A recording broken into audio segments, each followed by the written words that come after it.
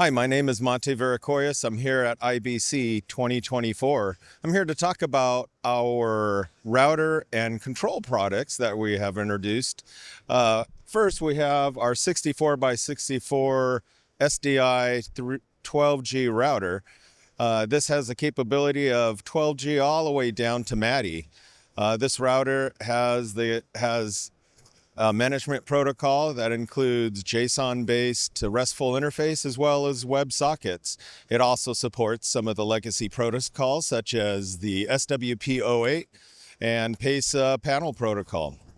To augment our routers, we have introduced our line of control panels, and these panels will control our routers. It'll also control OpenGear products, as well as any other products that have a RESTful or JSON interface, as well as SWP-08.